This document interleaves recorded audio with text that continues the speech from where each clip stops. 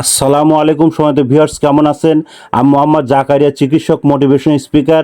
আপনাদের মাঝে স্বাস্থ্য বিষয়ে আলোচনা নিয়ে আসলাম বন্ধুরা। বিভিন্ন সময় বিভিন্ন ধরনের আলোচনা নিয়ে আসি। আজকেও স্বাস্থ্য বিষয়ে আলোচনা বন্ধুরা। আজকে আলোচনার বিষয় যে গর্ভ অবস্থায় বাচ্চা নড়াচড়া কতটুক স্বাভাবিক। তাহলে এই ভিডিওটা প্রথম থেকে শুরু করে শেষ পর্যন্ত না টেনে শুনবো। প্রথমে একটি লাইক দেব, সাবস্ক্রাইব করব, নোটিফিকেশন অন করব, পেজে ফলো দিব। তাহলে স্বাস্থ্য সম্পর্কের নোটিফিকেশন আপনাদের কাছে পৌঁছে যাবে। তাহলে বন্ধুরা মনোযোগ দিয়ে শুনুন। গর্ভ অবস্থায় বাচ্চা নড়াচড়া কতটুক স্বাভাবিক। গর্ভ অবস্থায় সাধারণত মা 16 থেকে 20 সপ্তাহের মধ্যে বাচ্চা নড়াচড়া অনুভব করেন। পেটের ভিতরে বাচ্চা ঘুমায় ও খেলা করে, যার অনুভূতি মা বাইরে থেকে বুঝতে পারেন।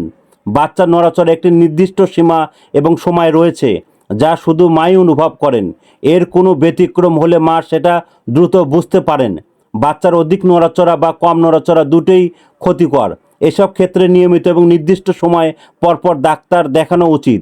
বন্ধুরা, পরবর্তীতে আপনারা কি রিলেটেড ভিডিও চান অবশ্যই কমেন্ট বক্সে লিখতে ভুলবেন না। আর আমার এই 100 বছরের প্রতিষ্ঠান, যে কোনো গোপন অসুখ বিসুখ আপনারা চলে আসবেন। বন্ধুরা, এতক্ষণ মনোযোগ সহকারে দেখার জন্য সবাইকে থ্যাংক ইউ, সবাইকে ধন্যবাদ।